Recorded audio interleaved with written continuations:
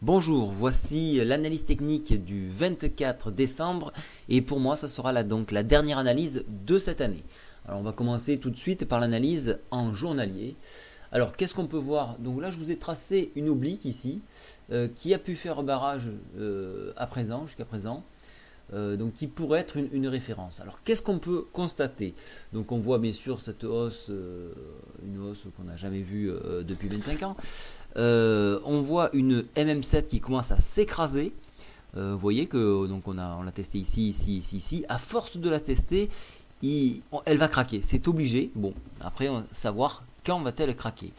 Alors, on voit qu'on a lutté autour de cette MM7, mais cette fois beaucoup plus profondément suite aux échéances trimestrielles. Alors pour ceux qui jouent en CFD, ils ont pu remarquer donc un flash crash en open avec un CAC qui était descendu à 3540.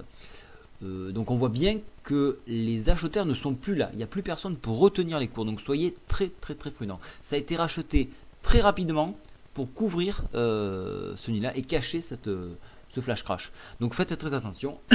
Les haussiers sont beaucoup moins présents et donc c'est probablement que des rachats de short que vous voyez et qui font monter le CAC. Donc soyez très prudents.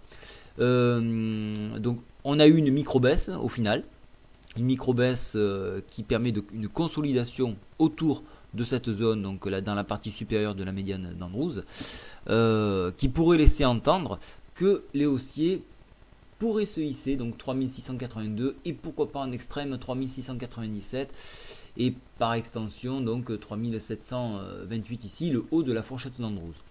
Pour les baissiers, donc les échéances étant finies, window dressing fini, on risque d'avoir de très faibles volumes durant ces fêtes, donc soyez prudents. Il faudrait plutôt attendre le 2 ou le 3 janvier que les marchés reviennent, que les volumes soient là pour redétecter une tendance.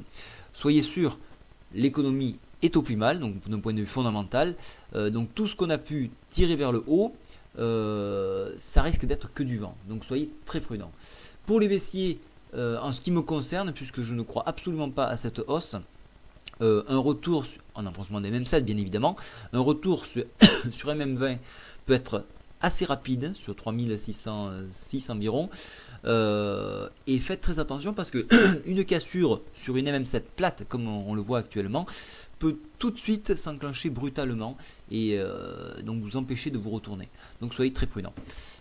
Au niveau indicateur, alors regardez, la MACD est complètement plate, donc on sent qu'il y a une volonté de tourner, mais qu'on hésite et qu'on maintient les cours jusqu'à la fin de l'année. Donc vous voyez, on les voit par les histogrammes ici, c'est tout à fait dégressif. Au niveau du stochastique, on voit que bien qu'en surachat, on sent que la tendance part à la baisse, vous voyez, hein, on a une divergence par rapport à l'indice ici. Au niveau du force index, on voit que les bulles ont abandonné.